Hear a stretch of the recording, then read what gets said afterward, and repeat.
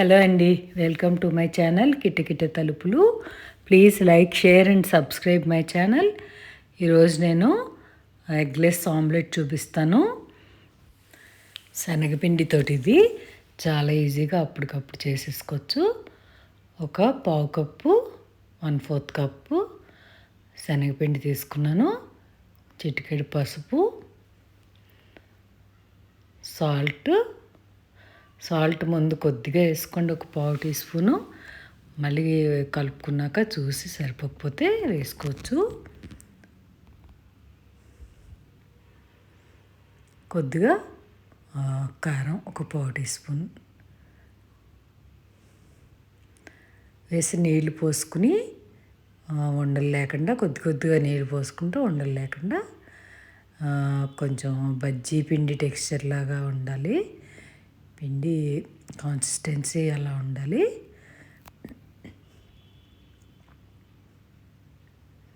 ఇది చాలా ఈజీగా అప్పటికప్పుడు అయిపోతుంది. లంచ్ బాక్స్లో పెట్టుకోవచ్చు, పిల్లలు స్కూల్ నుంచి వచ్చాక ఈవినింగ్ స్నాక్ కింద పెట్టచ్చు, లేదంటే లంచ్లో చారుతో పాటు సైడ్ డిష్ కింద వాడుకోవచ్చు, సాంబార్తో నంచుకోవచ్చు.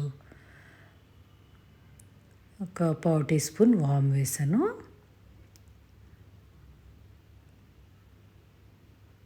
డైరెక్ట్ అన్నంలో కూడా ఆమ్లెట్లా కలుపుకొని తినచ్చు, బాగుంటుంది.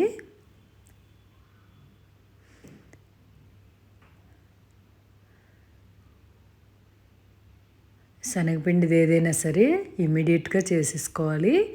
ముందు నుంచి కలిపి ఉంచుకోకూడదు, పులిసిపోతుంది. సాల్ట్ చూసాను, కొద్దిగా తగ్గినట్టు అనిపించి కొద్దిగా వేసాను. శనగపిండిది మరీ ముందు కలిపి ఉంచుకోకూడదు.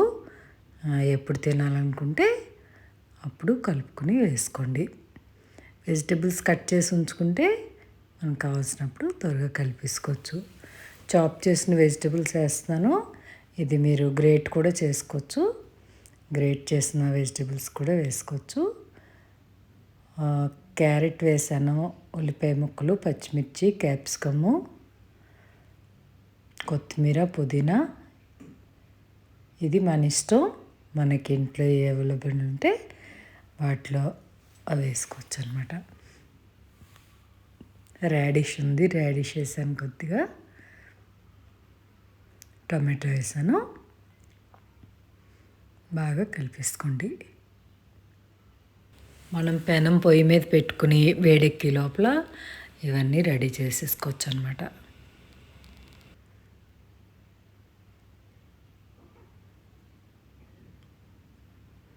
పెద్దవైతే 2 అట్లు అవుతాయి. అదే చిన్నపిల్లలకైతే ఒక 4 అట్ల వరకు అవుతాయి ఈ పిండితోటి. పెనం కాలిన తర్వాత కొద్దిగా నూనె రాసుకుని నెయ్యితోటైనా కాల్చుకోవచ్చు, మన ఇష్టం. ఇది మరీ దలసరేస్తే బాగోదట్టు. ఎంత పలచగా వేయగలిగితే, ఎంత స్ప్రెడ్ చేయగలిగితే అంత వేసుకోండి. ఇది 2 అట్ల కింద వేస్తున్నాను ఈ పిండి కలుపుకున్నది. అది వేసి స్పూన్ తోటి, అంటే వెజిటబుల్స్ ఉన్నాయి కాబట్టి మరీ దోశలా వచ్చేది, కానీ ఎంత స్ప్రెడ్ చేయగలిగితే అంత స్ప్రెడ్ చేసుకోండి.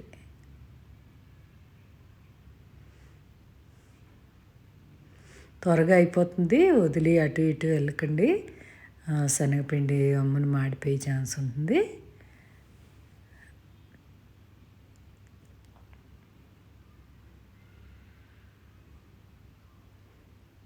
కమ్మగా చాలా బాగుంటుంది.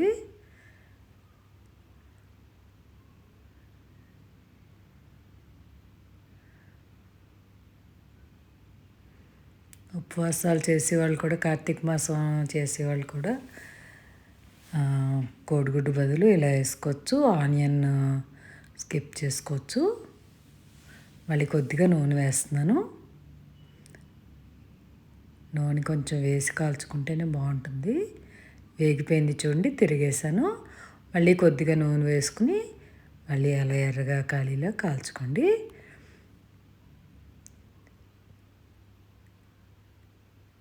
లో ఫ్లేమ్ మీదే చేసుకోండి.